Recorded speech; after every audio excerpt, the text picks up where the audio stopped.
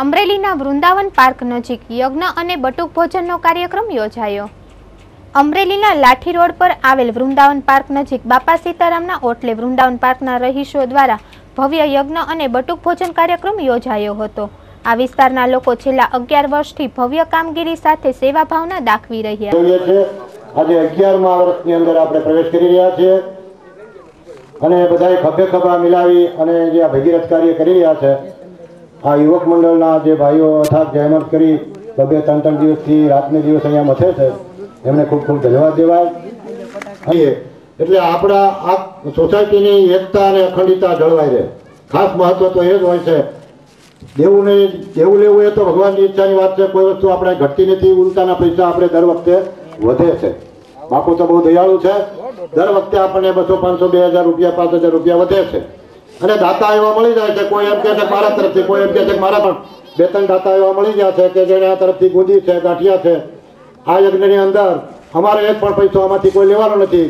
તદુપરાંત અમારી પાસે જે વસ્તુ હતી 2000 રૂપિયાનો સામાન કહેવાય। આપણે ઘણું અમે તો આવું કાર્ય કરતા જ હોઈએ અને ઘણું લઈ આવતા હોઈએ, તો એમાંથી આ થોડુંક ખેરાત અમારે પણ નીકળે તો અમારા પણ આત્માનું કલ્યાણના આચાર્ય બનાવી દે તો અમરેલીનો ધુવાડો બંધ કરવો, આખી અમરેલીનો ધુવાડો બંધ કરી મોટો યજ્ઞ કરવો।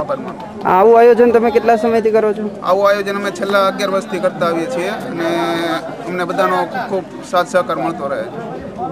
આભાર। હેલો, હું જ્યોતિબેન બોલું છું, વૃંદાવન પાર્ક 4 માંથી। બાપા સીતારામની આજે 11મી પુણ્યતિથિ છે અને આવી રીતે આનંદથી જ ઉજવતા આવ્યા છીએ। બાપા શક્તિ આપે, બધાને સુખ શાંતિ આપે એ અમે બધા ઈચ્છીએ છીએ। બાપા સીતારામ જય। ઓમ રીમ ઋષિરો વાચા ક્રાદય સુરગણા તસ્મેન્દુરાત્મનિ સુરાર બલે ચ દેવ્યામ દોષવ પ્રણાતિના મ્યશિરોદરાસામ વાગ્ભે પ્રહાસ પુલક ગમચારુ દેહા દેવ્યાય તદમિદં જગતાત્મસાત નિશેષદે પ્રગણશક્તિ સમોમોચા કામંબે કામખિલદે વનહાસી પૂજ્યામ ભક્ત્યાનતાસ્મ વિદધા તસુભાને સાના તો બ્રહ્મહરશનહિવ તુમલં બલંચા સાષ્ટંડિકા કિલ જગત પરિપાલનાય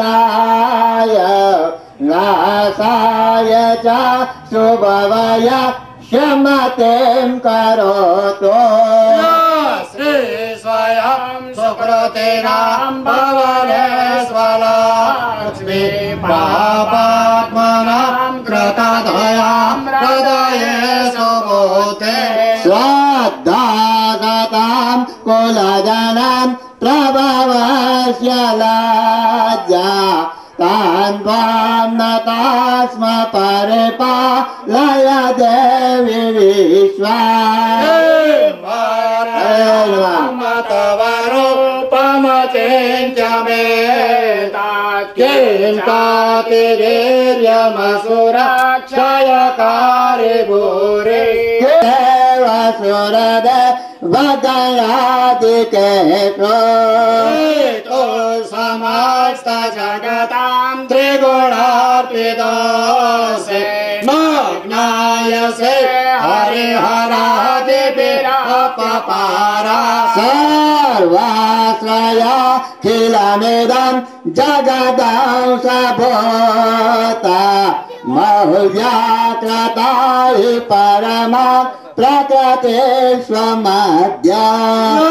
समस्त सुरता समुदीरणेन तृप्तिं प्रयाति सकले सुमुखे सुदेवी स्वाहा शिवाय पितृगण सजत्रोक्ति है तो रुचार्य से त्वमता वजन स्वदाचार मुक्ति तुरविचित्य महारता चाटे बीर मुनि बीरा ससमासदोषे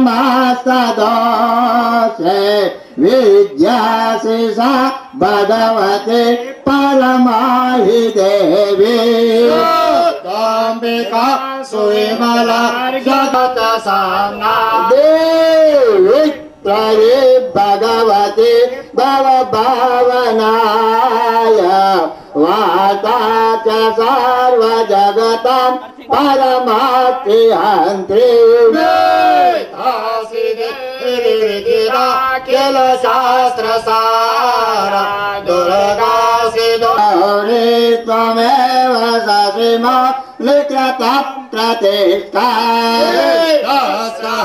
सममलं परिपूर्णचान्द्र बिम्बानुकारिकनकोत्तमकान्तिकान्ताम् अद्भुतं प्रहतमातरुषं तथापि वक्त्रं विलोक्य सहसा